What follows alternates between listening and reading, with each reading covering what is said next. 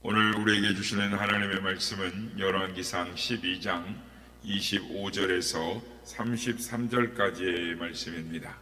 열왕기상 25장 25절에서 33절까지의 말씀을 교독하시고 마지막 절은 함께 합독하겠습니다. 12장 제가 그랬으니까 12장 25절에서 33절까지. 제가 말을 잘못했습니다. 열왕기상 12장 25절부터입니다. 제가 먼저 읽습니다. 여로보암이 에브람 산지에서 세겜을 건축하고 거기서 살며 또 거기서 나가 분우엘을 건축하고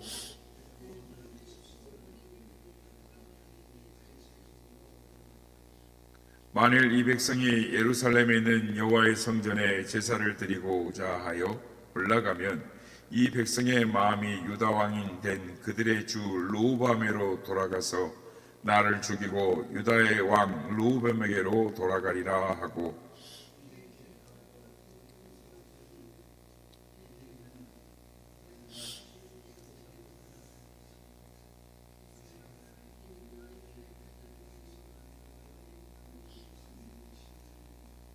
하나는 베델에 두고 하나는 단에 둔지라. 이 일이 죄가 되었으니 이는 백성들이 단까지 가서 그 하나에게 경배함이더라.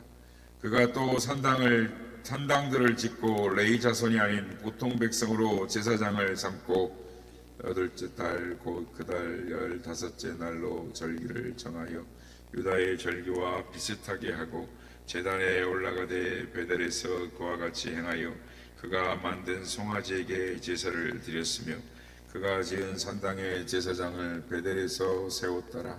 다 같이요. 그가 자기 마음대로 정한 달 곧 8째 달 15째 날로 이스라엘 자손을 위하여 절기로 정하고 베델에 쌓은 제단에 올라가서 분향하였더라. 아멘. 할렐루야. 오늘도 우리 함께 하신 주님을 찬양합니다. 그리고 새벽을 깨워 기도에 향해 나오신 모든 성도님들께 하나님의 은혜와 평강이 함께 하시길 기원드립니다.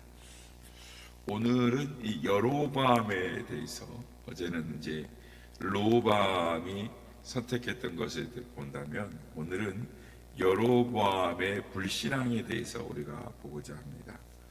여로보암은 이스라엘 역사 속에서 그렇게 좋은 사람으로 기억되지 않습니다. 이스라엘이 하나님을 배반하고 잘못된 길로 갈 때마다 이스라엘이 여로보암의 길로 갔더라라고 말을 합니다. 그런데 여러분, 왜 여로보암은 좋지 못한 왕으로 기억되고 있을까요? 그것은 그가 하나님께서 주신 기회를 잘못 활용했기 때문입니다. 하나님께서 이 여로보암을 선택하신 이유는 솔로몬의 타락 때문이었습니다. 1000명이나 되는 처첩을 거느리고 우상 숭배를 해서 우상을 이스라엘 전역으로 가지고 와 산당을 세워서 이스라엘 백성들이 우상 숭배에 빠지게 했으므로 하나님께서 솔로몬을 버리셨습니다. 하나님께서는 다윗 때문에 당장에 망하게 하진 않으시고 솔로몬의 때까지 나라를 보존해 주셨습니다. 그리고 솔로몬이 죽자마자 이스라엘을 둘로 나누셨죠. 그래서 어제 살펴보았듯이 이스라엘의 12지파 중에 유다와 베냐민을 제외하고, 그러니까 여로보암이 10지파의 왕이 되었습니다. 그래서 세겜에서 수도를 세우고 이스라엘 백성들이 여로보암을 왕으로 따르기로 했는데, 여로보암이 세겜에서 도읍을 정하고 왕이 되어서 가장 처음 한 일이 무엇이었느냐? 위치적으로, 지정학적으로 중요한 곳에서 일을 합니다. 즉 세겜과 분이엘을 왕국의 중심지로 삼았습니다. 그리고 오늘 본문에 나온 대로 표현이 좀 어색합니다만은 그 나름대로 새로운 종교 개혁을 시도합니다. 하나님이 여로보암을 세우셨기 때문에 이제 여로보암이 하나님을 믿고 따르기만 하면 되는데, 세움받은 여로보암이 자신의 삶을 여러 가지로 자기 뜻대로 계획을 합니다. 그래서 오늘 본문에 나와 있는 것처럼 그가 참 여러 가지 일들을 했는데, 왕이 된 이후에 문제가 있습니다. 오늘 26절 말씀 보면 그의 마음에 스스로 이르기를이라고 말씀합니다. 그리고 28절에 보면 이에 계획하고라고 말씀합니다. 그러니까 26절 말씀을 보면 여로보암의 마음을 가장 명확하게 보여주는 말씀인데 참으로 안타까운 일입니다. 하나님께서 그를 세우셔서 왕이 되게 하셨고, 솔로몬과 르호보암을 대신해서 백성들을 돌볼 기회를 주셨는데, 그가 왜 하나님의 마음대로 하지 않고 하나님이 주신 기회를 자기의 마음 스스로라고 계획하고 행동을 했는가라는 것이죠. 그것은 그의 마음에 들어온 불안 때문이었습니다. 그러니까 열 지파와 함께 나라를 세워서 나라가 안정되긴 했는데 여러 마음속에 불안한 생각이 또 있었습니다. 왜 불안했을까요? 나라를 세우는 일을 하나님께서 허락하셨는데 이 세워진 나라를 자신이 다스려야 한다라고 생각을 했습니다. 무엇보다도 자신을 왕으로 세우신 그 하나님을 신뢰하지 못했어요. 하나님이 자신의 편이다라고 생각하지 못했습니다. 그러니까 그는 아주 중요한 사실을 하나 잊고 있었습니다. 그거는 하나님께서 자기를 선택하셨고 하나님이 자신의 편이라는 것을 잊어먹고 있었어요. 자기는 하나님의 약속으로 왕위에 올랐다는 사실을 그가 까마득하게 잊어버리고 있었어요. 그러니까 여로보암은 우연히 왕이 되지 않았습니다. 하나님으로부터 약속을 받은 사람이었어요. 우리가 이제 본문을 보면 아이야 선지자가 여로보암이 올라가는 길 가운데에 자기의 옷을 12조각을 찢어가지고 10조각을 여로보암에 주면서 하나님께서 너를 10지파의 왕으로 세우실 것이다. 하나님께서 너에게 10지파를 주실 것이다 라고 말씀을 하셨습니다. 그러니까 하나님의 약속을 받은 사람이죠. 그래서 그 약속 때문에 사실은 솔로몬에 쫓겨서 애굽으로 도망을 갔던 것입니다. 하나님께서 그를 선택하셨는데 오늘 보면 우리가 읽진 않았지만 이제 11장에 보면은 열왕기상 11장 37절 38절 말씀 보면 이렇게 말씀합니다. 내가 너를 취하리니 너는 내 마음에 원하는 대로 다스려 이스라엘 위에 왕이 되되 내가 만일 내가 명령한 모든 일에 순종하고 내 길로 행하여 내 눈에 합당한 일을 하며 내 종 다윗이 행한 같이 내 율례와 명령을 지키면 내가 너와 함께 있어 내가 다윗을 왕위에 세운 것 같이 너를 위하여 견고한 집을 세우고 이스라엘을 내게 주리라 라는 하나님의 약속을 받았습니다. 하나님이 약속하시죠. 이 얼마나 든든한 하나님의 약속입니까? 내가 다윗을 위하여 그 집을 세운 것처럼 너의 집도 그렇게 세워주겠다라고 말씀을 하셨습니다. 그런데 여로보암이 하나님의 약속을 믿고 행하고 율례를 순종했으면 그렇게 하면 하나님께서 다 책임져 주시겠다. 다윗의 왕가처럼 견고한 왕국을 허락해 주시고 다윗에게 준 축복같이 너에게도 똑같이 축복해 주겠다라고 말씀하셨습니다. 어마어마한 겁니다. 그러니까 다윗과 같이 대우를 해 주신 거죠. 그런데 여로보암이 자신이 얼마나 하나님의 큰 축복과 약속을 받았는지를 모르고 하나님의 약속을 신뢰하지 못하고 그의 마음에서 하나님을 떠나버렸다는 거예요. 엄청난 비극인 것입니다. 그가 하나님의 약속으로 받지 못하고 하나님을 신뢰하지 못하게 되니까 어떻게 됩니까? 그가 어떤 일을 했습니까? 백성을 베델과 단에 있는 금송아지에게 절을 하게 합니다. 산당을 만듭니다. 마음대로 절기를 바꿉니다. 참으로 아이러니하죠. 하나님이 자기를 선택해 주셨는데 어리석은 일을 계속한다는 것이죠. 여러분, 십계명이 금지하는 것이 우상을 만들지 말라 제2계명입니다. 그런데 왜 이스라엘 백성들은 이 여로보암의 말에 쉽게 넘어갔을까요? 속아버린 거죠. 우리는 하나님을 믿습니다. 그런데 같은 하나님을 믿어도 이 천주교는 하나님의 호칭이 다릅니다. 우리는 하나님, 우리 개신교는 하나님이라고 부르고 카톨릭은 뭐라고 부릅니까? 하느님이라고. 하느님. 그러니까 우리가 개신교에서는 하나님 하면은 유일신을 의미합니다. 그러니까 천주교에서는 하나님을 지금 이 국가에서 일반 사람들은 일반 명사인 하느님으로 사용합니다. 그러니까 그 하느님이 하늘의 옥황상제를 말하는 것인지 다른 종교가 말하는 하늘에 있는 신을 말하는 것인지 그런 하느님을 말하는 건지 하나님을 말하는 하느님인 건지를 혼동을 되는 것이죠. 그래서 애국가를 볼 때도 우리는 하나님이 보호하사 이렇게 부르는데 일반인들이 애국가를 부르면 하느님이 보호하사 우리나라 만세 이렇게 부릅니다. 혼동을 하는 것이죠. 원래 안익태 씨가 작사할 때, 작곡할 때는 하나님에서 하나님. 어느 순간부터 노무현 때부터 하느님으로 바뀌었죠. 히브리인들은 여호와 하나님을 뭘로 칭했냐면 엘이라고 표현을 했어요. 엘. 그런데 이 엘이라는 의미는 신이라는 뜻이었어요. 엘, 그럼 여호와 하나님, 신.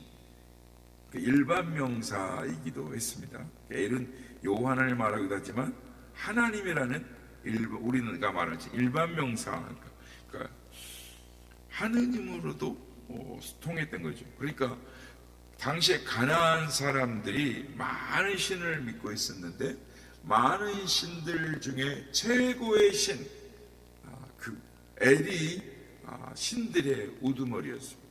그러니까 그런데 가나안 사람들은 신들의 우두머리인 엘 신의 형상을 황소의 모습으로 하고 있다.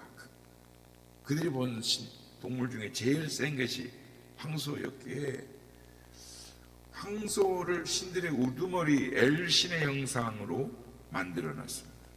그러니까 즉 당시 사람들은 황소 우상은 신들 중에 가장 높은 신 엘이라고 믿고 있었는데 여로보암이 이 황소 우상이 최고의 신 여호와이시다, 하나님이시다라고 설명을 해버린 것입니다.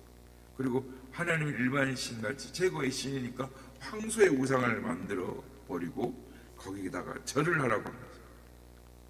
자기 나름대로 최고의 신하고 높인 거예요, 지금 하나님을. 그런데 이건 명백히 하나님에 대한 모독이었습니다. 창조주 하나님을 한갓 이 황소로 만들어 버린 것이죠. 사람들은 이 눈에 안 보이는 신보다는 눈에 보이는 무언가 형상을 만들어서 그것을 섬기는 것을 좋아합니다. 그러니까 여로보암은 여호와의 종교, 그러니까 신을, 하나님을 사람들이 보기에 편리한 종교로, 구미에 맞는 종교로 변질을 시켜버린 것입니다. 그러니까 하나님의 율법에 의하면 하나님께 드리는 예배를 반드시 하나님이 지정하신 예루살렘이라는 성전에서, 장소에서 하나님이 정하신 방법으로 예배를 드려야 했는데 여로보암은 그것을 정치적 목적을 위하여 변질시켜 버린 것이죠. 그런데 사람들이 왜 이것을 모르고 속아 넘어가 버렸을까요? 32절 말씀 보면 이렇게 말씀합니다.